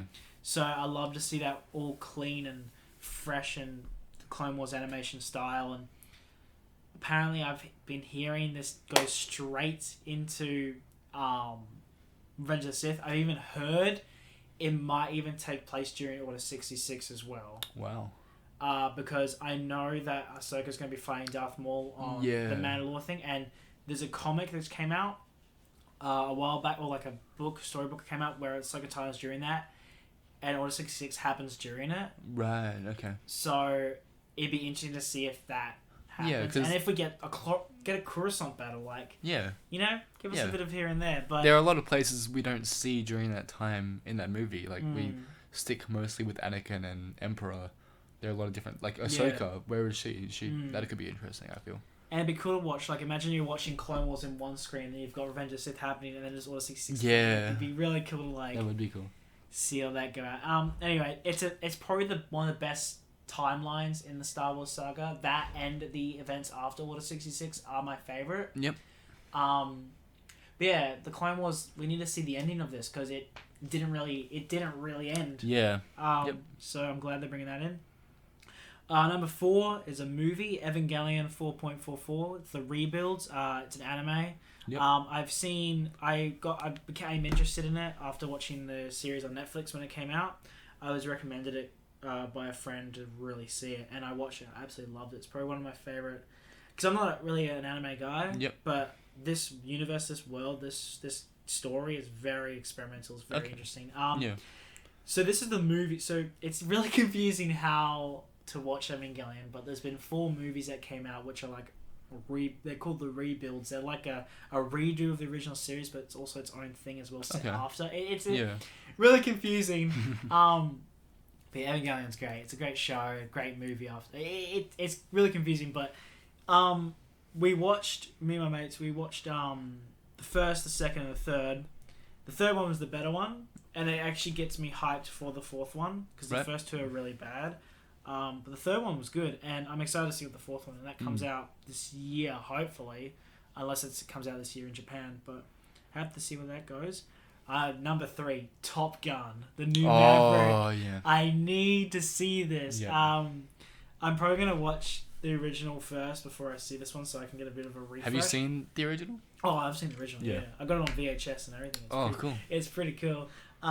So I can't wait to see that. It looks really cool. I want to see where his character goes, like almost like a retired, but still kicking it. And the cast in it looks really cool. Hang on, let me get the cast. I think John Hamm's in it. I saw him in the trailer. Yeah. It's called Maverick, isn't it? Yeah. Cast.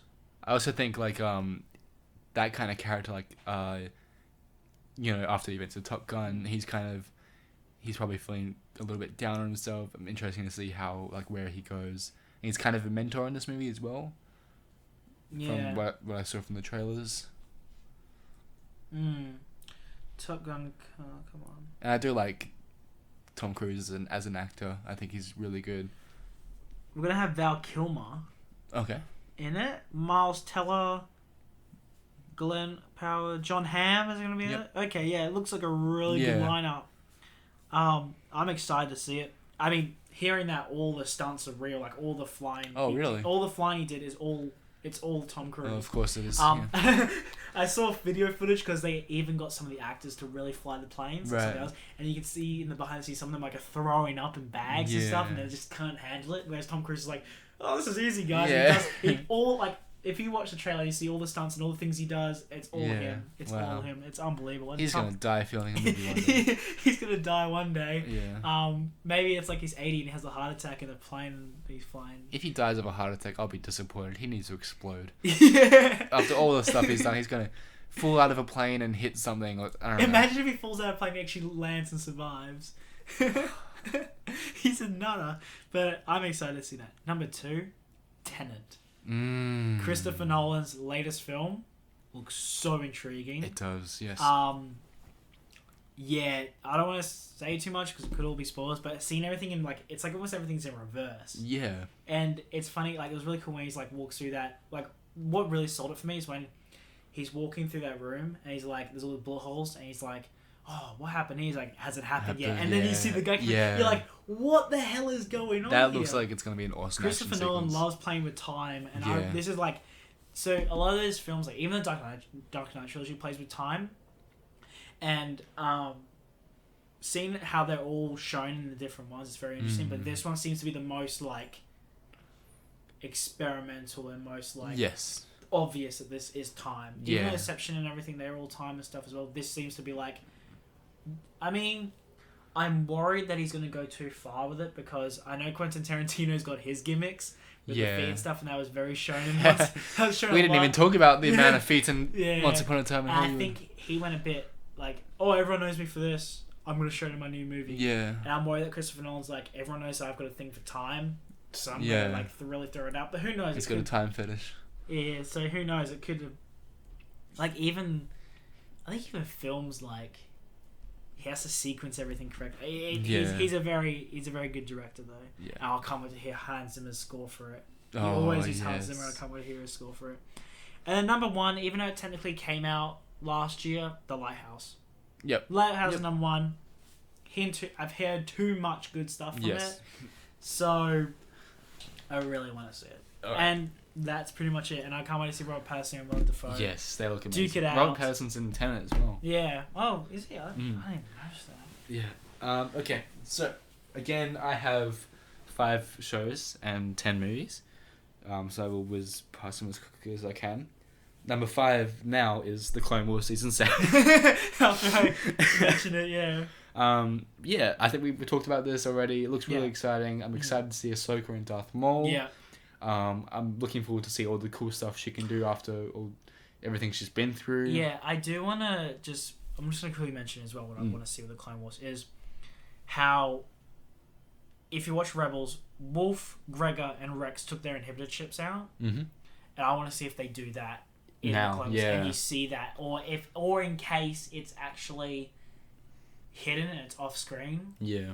But it'd be cool to see a meeting between him and Wolf because he really trusts Wolf. I know Rex and Wolf have got, even though we don't see them together enough, they've got a very similar mindset. Okay. And I think he's like the only one he really mentioned it to. What about Cody? There's a few theories about Cody. Cody's an interesting one because back when I was a little youngster and we used to always theorize about Clone Wars, someone mentioned to me once that because Cody was the first one to get the order. Yeah. Some people think that Cody's been behind it. Right. Quite a bit. Some people theorize that because Commander Cody's like the highest. He's like the top clone and everything. He gets all the information. He knows what's going on, and he's the first one to get the call from. And the way he says it is like the time has come. Yeah. So it's like. That is really interesting. There's a theory that Cody kind of knew everything about, or he knew of Order 66, but didn't tell anyone. Because he's pretty skeptical guy, but that's an interesting. I don't think, but even though Rex and Cody do have a good relationship, I don't think he trusts Cody as much. Yeah. Yep. Because I think of how high up he is. Talked about this with my friends way back in like pre-primary or something.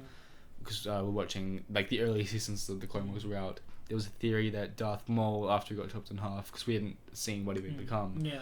He then went on to become General Grievous. Yeah, some people, I remember hearing that. Yeah. And looking back, it's kind of stupid because they have a very different physique. But I'm like, that makes sense because robot legs or something. He like General Grievous is most hero, but he's also kind of living like inside the suit. You see like organs and stuff like that could be Darth Maul's organs or whatever.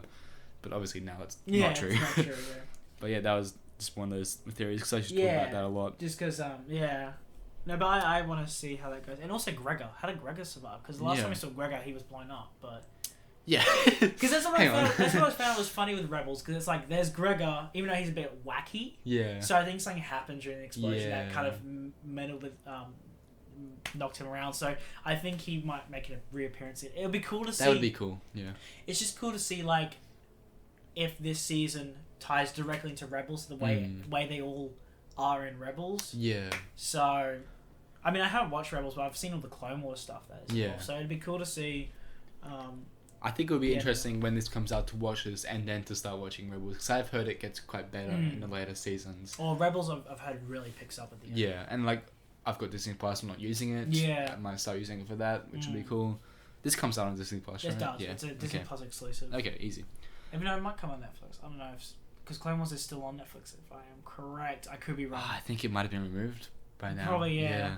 But anyway. But speaking of Disney Plus, my number 4 is season 2 of The Mandalorian. Oh yes. Yes. Obviously, we talked about this last episode, but I think the season 2 has a lot of potential, particularly with the villain and his dark saber. I'm really looking forward to seeing what that happens.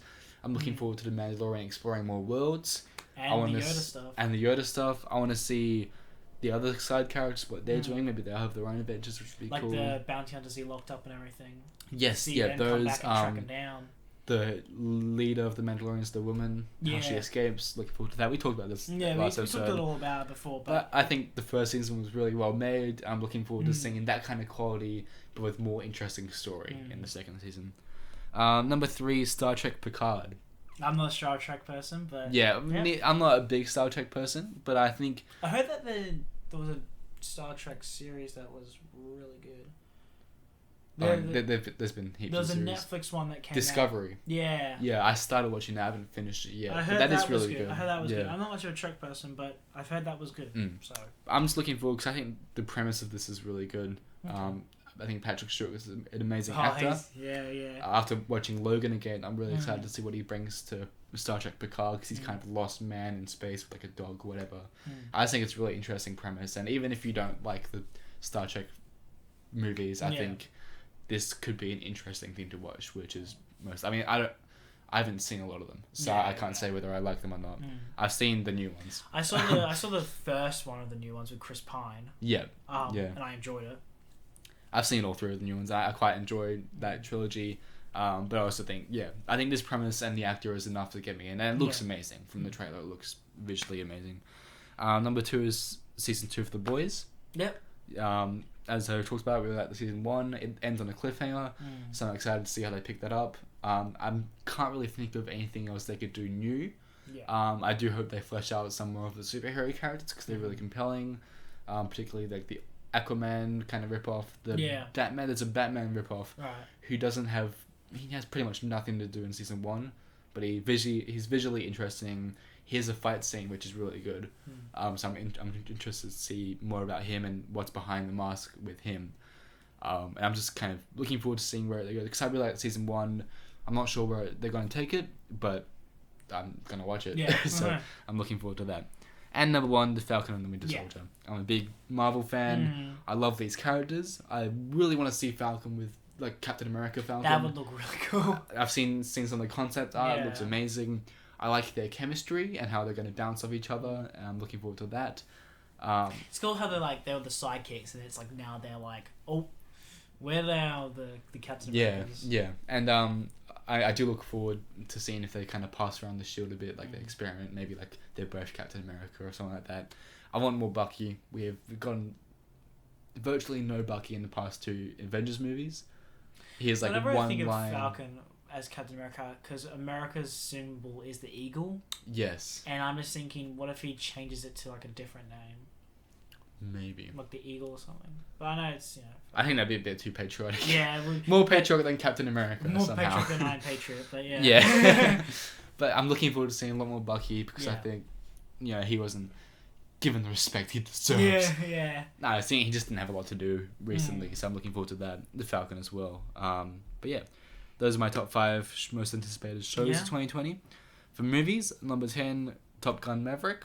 Yep. We've talked about this. I'm looking forward to the kind of role Maverick has in this movie. The original Top Gun, I think, looks amazing, especially for its times. I'm looking forward to how this movie looks visually. Yeah. We went over the cast. The cast looks really good. And I don't know what the story's about, but I think it could be really interesting. Yeah. And this character, he's a very flawed character, but he's also very interesting. I'm looking forward to seeing where he goes with that. Number 9, A Quiet Place Part 2. Did you see the first Quiet Place? No. It is really good. I don't like horror movies. I'm fine with thrillers. This is definitely more of a thriller. But I think the premise is really interesting. I think the actors are amazing. Yeah. John Krasinski behind the camera, like as the writer, he does it really well. The family dynamic's really good. The sound design is really good as well. Not just the score, but like the way the aliens sound. Kind of, I mean, it's a quiet place, so a lot of the focus is on the sound, but that kind of aspect of it is really good. Apparently in this, I haven't seen the trailer, but there are some flashbacks that kind of flesh out the world and how it all started, which I'm looking forward to. I was going to mention I am hoping that we get some different designs for the monsters. I don't know if that would be the case because they've still got a lot to do with these monsters that are already here, but I just don't think their design is all that interesting. I think mainly color wise, I'm a big fan of putting color on things that maybe you shouldn't have color, but they're very grey monsters. I think the way their ears open up and you see all the stuff inside their head is really cool, but I think they could maybe increase that to make it more kind of stand out, I guess. Right. Or even if they change color so they can camouflage with stuff, you know? Okay. I think that'd be an interesting technique. But yeah, really looking forward to that. John Krasinski is an amazing director. Emily Blunt is amazing in the first movie, and she's the main character in this. Cillian Murphy's in this as well, which I'm looking forward to. He's a great actor. So, yeah, it should be good. Number 8, Ghostbusters Afterlife. I'm not a Ghostbusters person, but I'm not a huge Ghostbusters person, but after seeing the trailer, I am really looking forward to this movie. Okay. I think Paul Rudd looks great in it. I actually thought, because when I first saw it, I thought it was a sequel to the female group, yeah. So that's why I was avoiding it. Yeah. But I've never watched the original Ghostbusters. I'm not really much of it. No. I quite like the original Ghostbusters, and this, even though I like it, I think the main reason I'm looking forward to this is it looks like its own thing. Right. Like it has its own identity, and it pays homage to the original Ghostbusters, but it's its own thing. The cast is great. You got Finn Wolfhard, Paul Rudd. That's all I know. Yeah. But I think visually it looks great as well. It looks very colourful. It's got a nice style to it, aesthetic. But yeah, I'm not gonna look at any more trailers or anything. I'm just gonna walk in. I don't know what to expect, but I'm hoping it's gonna be good. Number 7 is Black Widow. Yeah.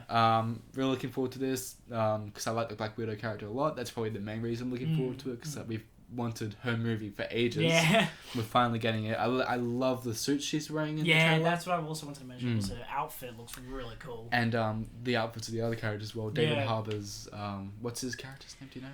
It's like Red Guardian or something like that. I think it's Red Star. Red Guardian, I think, might be more accurate to what his name is. He's pretty much the Russian Captain America. Yeah, he looks really good. He looks really like really knockoffy. Yes, and you can see that because he's like fat and everything. Yeah. So it's like. And he seems like a big fan of the Captain America. Well, he was probably definitely the Russian experiment for Captain America. Yeah, but he looks really good. The other actors, the two sisters, look really great. This movie, I think, does look a bit bland though. There's a lot of kind of grey kind of background stuff, and Taskmaster, I really don't like his design. Yeah. Especially because we're getting 2 Marvel games. We have gotten Spider-Man for the PS4. Yeah, we're getting a new Avengers game, which looks a little bit. Both of them have Taskmaster in it, and even though they're video games, their Taskmasters both look better than the movie Taskmaster. Yeah, it's surprising how some video games they always end up to look a little bit better. Yeah, but I'm just hoping they kind of maybe that's his beta suit and they change it or something. It's interesting. We see in the trailer he's using a bow and arrow. I don't know if we'll see Hawkeye. I doubt we will. But I do hope maybe he encounters Hawkeye and that's how he knows how to use the bow and arrow. Maybe we see that flashback or something. I think. I was expecting us to, if we're going to get a Black Widow. Sorry. I was thinking if we're going to get a Black Widow movie, it'd be way more in the past. Yeah. Like Budapest and stuff. Budapest. Yeah. And that would have actually made it, I think, a little bit more spy-ish than superhero-ish than it is now. But okay, we'll see things right. I think it does look very formulaic. Ross looks really young, so we might be getting flashbacks. So. Yeah, I'm hoping for obviously Iron Man cameo, but also a Hawkeye cameo because I love their relationship that they have. If we get a cameo, it doesn't look like we will, but I'm holding on hope. But the main reason this is kind of so low on the list, even though I love Marvel, is it does look very bland. Yeah. I feel like they could have been a lot more experimental with this, but I'm happy we're finally getting a Black Widow movie. And she's great in it all. Scarlett Johansson is excellent. Number 6, The Lighthouse. Yeah. We just talked about this. Robert Pattinson, Willem Dafoe look amazing. I hate it when I see clips of it online, and I'm like, I need to be saved. It hasn't come out yet. Save it. I love the premise. I love the look of it. Yeah. It looks like a very interesting. I like how it's visually. What's the range? Is it 4 something? I don't know. I forgot. But it's like the old classic. Right, 4:3. I think so. I forgot because it's like the aspect ratio. I forgot what it was, but I love that. Yeah, okay. I love how we're gonna see a movie like that. Yes, I am looking forward to seeing this. I haven't seen a lot of it. I've heard it's great. That's all I'm going in with. Yeah. I love the 2 actors. I love the premise. That's all I need to know. So I'm hoping it is really visually interesting as well. I made this list before I saw 1917. Yeah. So number 5 is 1917. Yeah, even though I made it, and I made it number a 2019 film. Just because it did come out in 2020 in Australia. I've already seen it, so it's kind of hard to judge it. Yeah. But I thought it looked like a really interesting premise as well, and I liked the idea of it all being one shot, which it did really well. Yeah. Number 4 is No Time to Die, the new James Bond movie. I saw the trailer for that in cinemas, and I was like, that looks very interesting. Even though I'm not a James Bond guy, it looks like a fun ride. Yeah, I'm not a huge James Bond guy, but I think this looks great. I love Daniel Craig, what's her name? Anna de Armas? Yeah, from Knives Out. She's in it. I keep forgetting her name, but she's like one of my favorite. She looks hell badass. What's his name? The guy who plays Freddie Mercury. Oh, Robbie Malek. Yes, he's the villain in it. He looks awesome. Yeah, he looks. I just think a lot of the stunts look great. A lot of the action looks really great, and that's all I want from James Bond. Just a really compelling lead character, a really compelling villain, and some great action. I do have to find though, because I have seen what one did I watch? Because I've seen a little bit of Skyfall, but I feel like Daniel Craig's character. This looks like a. Because the thing is, James Bond's a bit. What is he? He's like an immortal in a way. Yes. I do find that like these ones seem to be like he retires but comes back, then retires and comes back, and I'm just thinking this one looks very much like that is the story that he's like retired but he's like now coming back, but. I'm just wondering if this will be his last outing, Daniel Craig's last outing. It is his last outing. He looks very oldish. This is his last Bond movie, and I think, whether they kill him or just retire him for good, either way kind of works for me, but I'm looking forward because I like him as an actor. Yeah. I also think it looks really interesting. There's a shot in the trailer where it starts one way and it kind of tilts around, like the camera kind of tilts, it kind of flips upside down and stuff. It looks very good. Yeah. That's why I'm excited for it, obviously. Number 3 is Dune. Have you heard of this? Dune? Yes.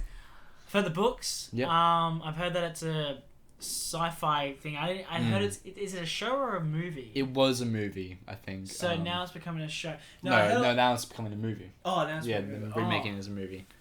I've heard a lot about it, but I haven't heard about the lore and what it's really about, but I do know that because I remember I was watching a YouTuber because I was watching the Game of Thrones stuff, but he'd always had this like Dune as like a thing to talk about. So I'm like, okay, but no. I know nothing about the story or the premise, but it's directed by the guy who did Blade Runner 2049. Oh, but then so that's enough. He seems that's enough. Yeah, that's enough for me. He seems the kind of guy who can make a movie that's good but keep the same kind of style as the original. Like I haven't heard a lot about the original Dune. I've heard it's not super great, but I think he could make a good movie. I may have heard it's just a book. Yeah. That's what I've heard. But like I really like how he continued the Blade Runner movie. He didn't just make it an action sci-fi movie. He made it like the same kind of sci-fi that the original Blade Runner was. Yeah, but it's also its own story as well. Yeah. It's so good. It's very well made. I have a lot of faith in him as a director. So I'm looking forward to this. It apparently has Zendaya in it. So I really like her as an actress. Looking forward to that. And number 2 is Tenet, which we've already talked about. Yeah. Main actor is his name John David Washington, something like that. He looks really great. We got Michael Caine in it. Yeah. Robert Pattinson. Michael Caine's always in every. Yes. I just really like the premise. I think the action, it could make some really great action scenes. Obviously, we don't know a lot about the story yet, but I'm really looking forward to this scene in cinemas. Love Christopher Nolan. John David Washington. You're correct. Yes. But yeah, I just think I have a lot of faith in him as a director, and I just think this looks like it could be really interesting, but also just kind of fun action movie. And number 1, The Eternals. Okay. The new Marvel property. Yeah. Again, big fan of Marvel. Oh, that's right. Kit Harington's going to be in it. Yes. And you've got what's his name? The guy. Robert Madden. Yeah. I think this. Oh, that's right. He's coming as what's it? Black Knight. Kit Harington is. Yeah, yes. Kit Harington's Black Knight. Yeah. I just that's think cool. It's a new Marvel property, so I have more faith in it because this director, she seems to know what she's talking about. I think she can really do something new. I hope she's not held back too much by the producers, and I hope it's just something really experimental and new, like Guardians of the Galaxy was at the time. The cast looks amazing. It's really diverse. Robert Madden's great. It's got a guy from The Train to Busan. Alright. I haven't seen that movie, but I've heard he's really great. Kit Harington obviously is in it. Looking forward to that. Big fan of him. And I just think it's this whole set of new characters. It's a bit ironic that he's going to play a Black Knight. Yeah.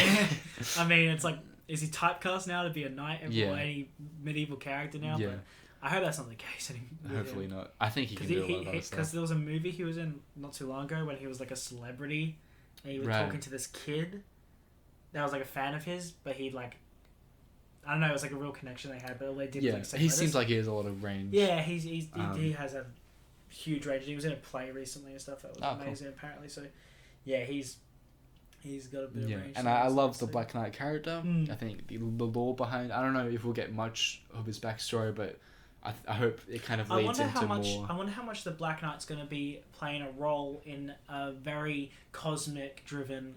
It's interesting. Cosmic driven film. So you never know. Carrington might only be a really small part. So. But yeah, I'm looking forward to. Is this set after Endgame? Yes, I believe it is. But even if it isn't, it's kind of far away, I think, or maybe it's not. I don't know the story of it. They were created by the Inhumans, weren't they? Were the Eternals? Oh, sorry, no, I'm thinking. Or the Celestials. Celestials, sorry. Yes. Why am I thinking the Humans? I think the Inhumans are tied in some way, but I forgot how. But they're created by the Celestials. Yeah, I'm looking forward to more Celestial stuff. Yeah. Obviously, they look visually amazing. I know Marvel, for all their faults, they can make some really interesting looking cosmic stuff. Being characters like Guardians of the Galaxy is a huge example of where this could go, because being characters that barely anyone knows. And then become really popular. They could become popular, like the Guardians of the Galaxy. So there's hope with these ones. They could be the next real, because Guardians of the Galaxy kind of feels a bit like it's a bit over now. Old news. Old news. Even though we get the third one coming out, I feel like after Endgame, it's like, where can you really go with these characters? But no, I'm excited to see where this goes, because... And with this cast, I think they can make these unknown characters really popular and really fan favourites. Kumail Nanjiani's in it, which I forgot to mention. He looks really great. He's been dying for this kind of role. He's been working out. He looks amazing. Yeah. And I'm really excited to see this brand new Marvel property. And, because it's something I don't know about. It's, great. I'm looking forward to it. I should have put it on the list now, I think. But no, that's... Yeah, that was my list. And again, I'm going to lie down for it. Lie down, you can have a nap now. I've talked for 1 ages. 1 hour and 40-something minutes. Wow. Jesus Christ, we went really with this one. Yeah, I thought this was going to be quite short episode. But we had a lot to say about what our lists were. Even if they were fairly different. But I think, 2020 looks really great. Yeah, it looks like a good lineup. I still remember way back when I was watching a video or something going like the new movies that were coming out. I think it might have been a 2015 lineup or 2016, and someone was saying like cinema is going to be very good for the next decade or something. Like they were saying like the next phase of movies. I think this was about when Jurassic World was coming out, or Avengers Age of Ultron. It might have been around that time where this guy I was watching. Well, they both came around the same time. I think. It's like he was like during this wave. He's like the new movie. Oh, that's right, because the new Star Wars was coming out. He's like the new movies that are going to be coming for the next generation, like for this next decade, are going to be like we're going to get some good stuff. Yeah. We've had some pretty shit stuff, but no, we're getting good, and it looks like the new lineup's going to be amazing. And I think this year it looks also like there's going to be a lot more popular independent stuff. Yeah. Like you got Tenet, Dune, The Lighthouse. Yeah, it's individual visions now, because I think everyone's a bit over the franchises. Yes. Yeah. Unless you can save it, but as we see from Star Wars, even though Rise of Skywalker was an okay movie, it's not particularly saved. No, it's not particularly saved. Yeah. It's a disappointing ending. Yeah, and Marvel's starting to get really dry, even though, of course, Eternals and stuff like that turns out to be good. And I like Marvel, but I think they do need to start trusting their creators, get more movies like Thor Ragnarok, Black Panther, etc., and just kind of be more experimental. Otherwise, they're gonna fall behind. Tenet, Lighthouse, everything. I'm excited to see where DC goes because DC's had a really bad run, and that's why I put them on the list. I anticipate to see them. Wonder Woman is, I think she was on my list, but she got kind of knocked down a bit. Yeah. The new Wonder Woman, Godzilla vs Kong was also on my list. Yeah.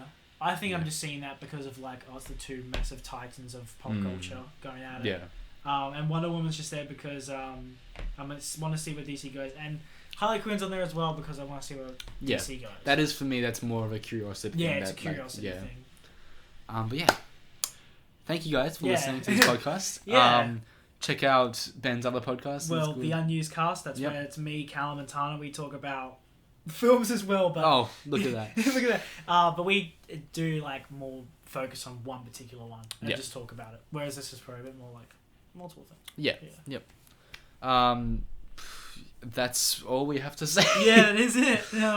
Comment below, I guess, if you have any topics for us to talk about. Yeah. I'm going to Japan tomorrow, so we probably won't be able to record for a while. Yeah. But yeah, I look forward to when we get back and we can record some more. And I look forward to seeing you guys then. Yeah, nice. So thanks for listening. See you later. See you guys. Bye. Bye.